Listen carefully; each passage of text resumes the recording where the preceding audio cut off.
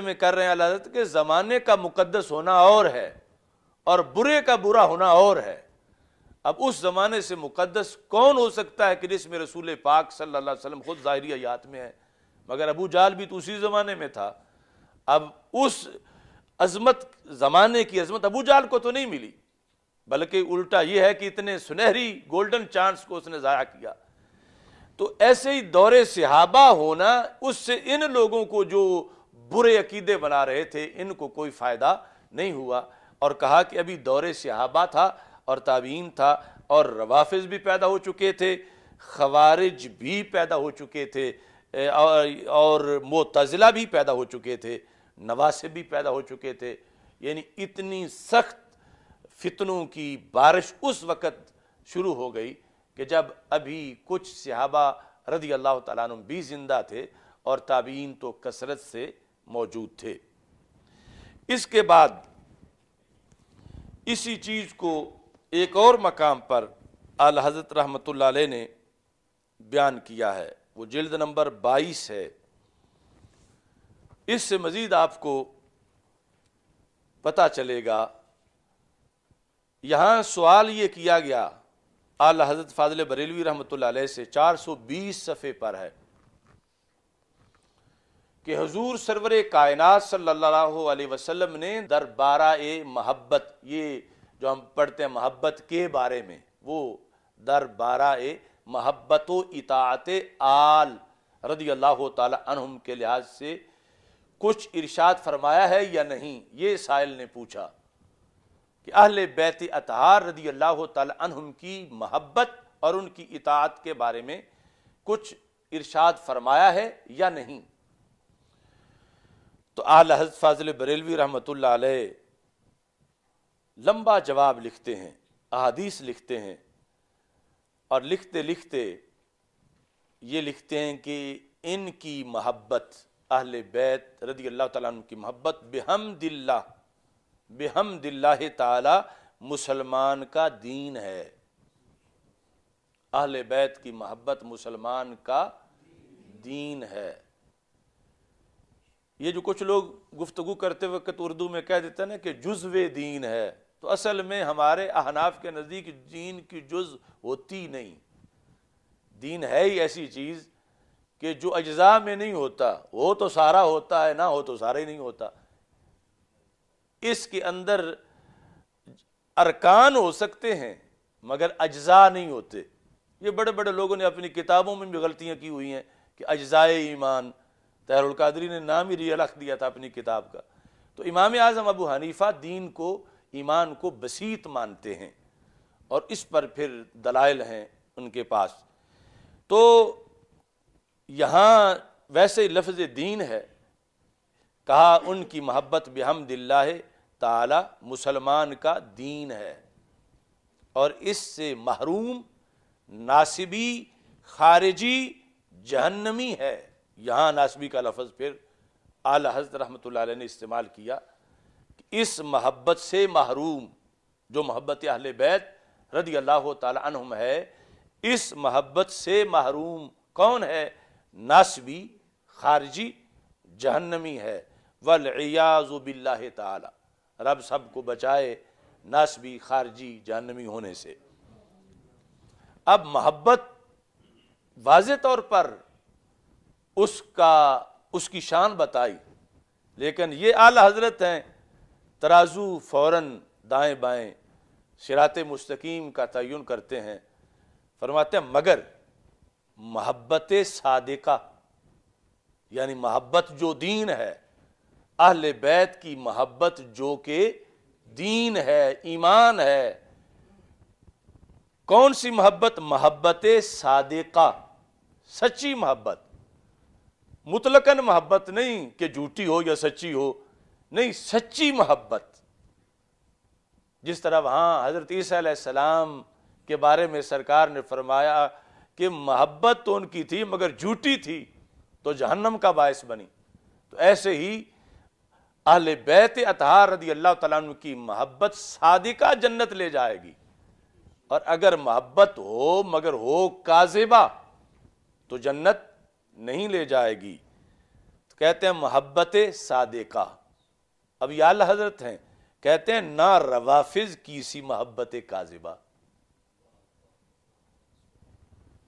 اب ناسبی کے رد میں رافضی کا رد کیسے نہ ہو، اور رافضی کے رد میں ناسبی کا رد کیسے نہ ہو؟ چونکہ حق کو بیان کیا ہی تب جا سکتا ہے جب ہر باطل کا بیان ہو. اور پھر امتیاز ہے، اور امتیاز کرنا یہ فرقہ واریت نہیں، یہ سنت خداوندی ہے. ما کان اللہ لیذر المؤمنین علی ما انتم علیہ حتی یمیز الخبیث من الطیب. اللہ تعالیٰ نے فرمایا کہ اللہ کی یہ شان نہیں کہ مومنوں کو پہلے ہار پہ رہنے دے یہاں تک کہ پاک اور پلید کا امتیاز کرے. یہ اس وقت آیت نازل ہوئی تھی کہ جب مسجد نبوی شریف سے منافقوں کو نکالا گیا تھا کہ وہ دعویٰ کرتے تھے کہ ہم بھی ایمان والے ہیں، اور اعتراض سرکار دو عالم صلی اللہ علیہ وسلم کے علم غیب پہ کر رہے تھے کہ اگر ان کو پتہ ہوتا قیامت تک کے لوگوں کا تو ہمارا پتہ ہوتا. ہم نے تو صرف اوپر سے کلمہ پڑھا ہے، دل سے پڑھا ہی نہیں، اور ہم پیچھے کھڑے ہوتے ہیں، ہمیں تو مسجد سے نکالتے نہیں. تو اللہ تعالیٰ نے یہ آیت نازل کر دی اس کو، اور آگے فرمایا وما کان اللہ لیطلعکم علی الغیب ولکن اللہ یجتبی من رسلہ من یشاء، کہ اللہ کی یہ شان نہیں کہ تمہیں غیب دے، لیکن اپنے رسولوں میں سے جسے چاہتا ہے غیب عطا فرما دیتا ہے. تو وہ جو امتیاز خداوندی ہے ہم اس کے قائل ہیں، سنت الہی جو ہے. تو یہاں پر اعلیٰ حضرت جو ہے انہوں نے لکھا کہ محبت بحمد اللہ مسلمان کا دین ہے، اور اس سے محروم ناسبی خارجی جہنمی ہے. والعیاذ باللہ تعالی، مگر محبت صادقہ، نہ روافظ کی سی محبت کاذبہ. اب آپ میں سے کسی کو بھی تکلیف نہیں ہوئی ہوگی کہ اعلیٰ حضرت نے ادھر پھیرا کیوں مارا ہے، ادھر کیوں مارا ہے، کیونکہ جو اہل سنت ہے وہ اہل سنت ہے، اس کو یہاں بھی تکلیف نہیں اور جنت میں بھی تکلیف نہیں.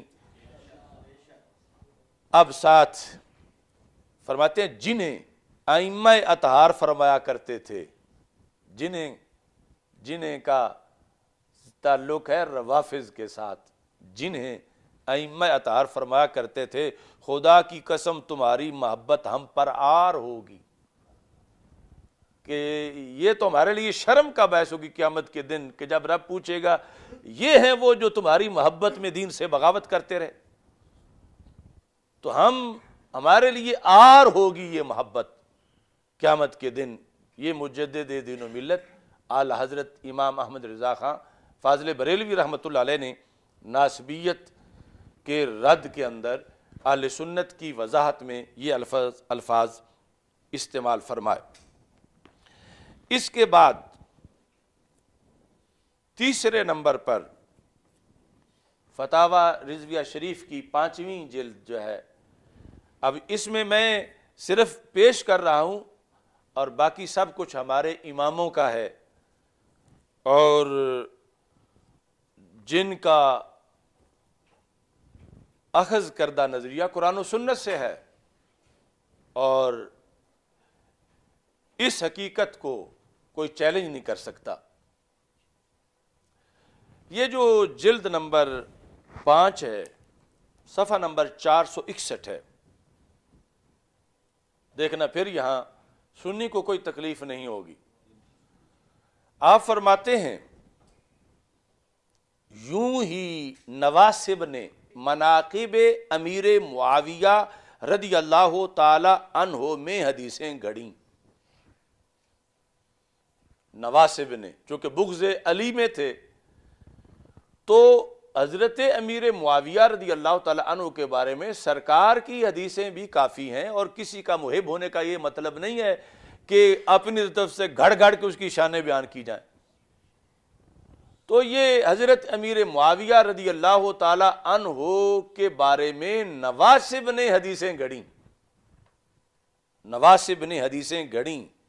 اب یہاں جو نواسب کی حمایت کرے اور پھر آگے اسی طرح مطلع ہونے کے باوجود غلط باتیں گھڑ گھڑ کے سرکار کی طرف منسوب کرے، تو اعلیٰ حضرت نے فرمایا کہ یہ ناسبیت ہے.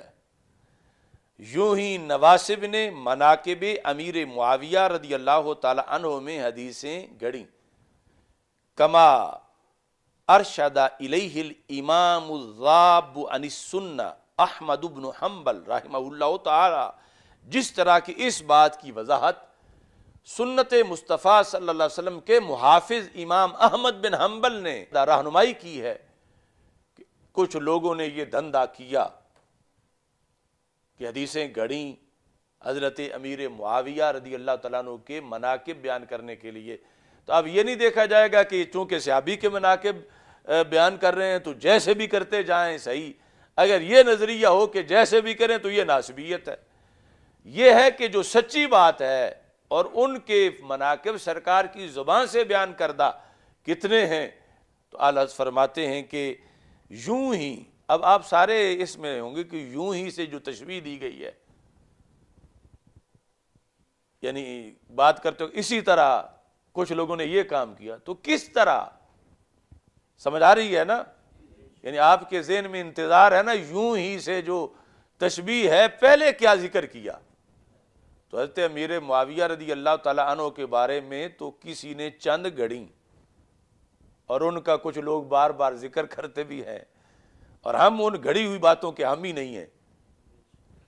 लेकिन यूं ही इससे पहले क्या लिखा? आला हज़रत फरमाते हैं अकूलो, मैं कहता हूं, कहते हैं जिस तरह रवाफिज ने फजाइल अमीर अल मोमिनीन व अहले बैते ताहिरीन रदी अल्लाह ताला अन्हुम में तकरीबन 3 लाख हदीसें वज़ा की। रवाफिज ने 3 लाख हदीसें गढ़ी कि जिनका कोई सिर पैर नहीं है, जिनका कोई रावी नहीं है, जिनकी कोई सनद नहीं है, और सिर्फ यह है कि आवाज आई।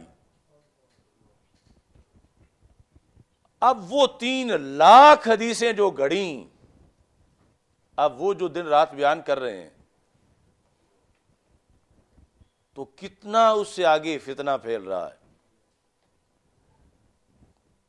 तो ये का यूं ही नवासिब ने, ये है आपस में तकाबुल के लिहाज से, यानी हम कहीं भी गढ़ने के जुर्म के हिस्सेदार नहीं। फजाइले मौला अली रदी अल्लाह ताला अन्हु तो इतने हैं, इतने हैं, इतने हैं कि इमाम अहमद बिन हम्बल रहमतुल्लाह अलैह का ये कौल है कि सहाबा किराम रदी अल्लाह ताला अन्हुम में से सबसे ज़्यादा जिनके फ़ज़ाइल की हदीसें मरवी हैं वो हज़रत मौला अली रदी अल्लाह ताला अन्हु। और मुजद्दिद अल-फ़ैसानी और आला हज़रत फ़ाज़िल बरेलवी रहमतुल्लाह अलैहिमा ने मान के फिर बताया कि फ़ज़ाइल की हदीसें होना और है और अफजल होना और है। अफजल फिर भी हज़रत सिद्दीक़ अकबर रदी अल्लाह ताला अन्हु है कि इनके फ़ज़ाइल की न जाने कितनी हदीसें दी कि जिनके इज़हार का मौका ही नहीं मिला, और उधर मौला अली रदी अल्लाह ताला अन्हु के बारे में इज़हार का मौका आया जब यमन के लोगों ने शिकायतें की, तो मेरे आका सल्लल्लाहु अलैहि वसल्लम ने उन्हें समझाया कि तुम्हें पता नहीं कि तुम किसके खिलाफ बोल रहे हो, इनकी तो ये शान है, इनकी तो ये शान है। अब यहां जब इतनी हदीसें थीं तो फिर भी गढ़ने का धंधा किया गया, और 2-400 नहीं, 2-4 हज़ार नहीं, 3 लाख ये लफ्ज़ लिखे हैं आला हज़रत फ़ाज़िल बरेलवी रहमतुल्लाह अलैह ने।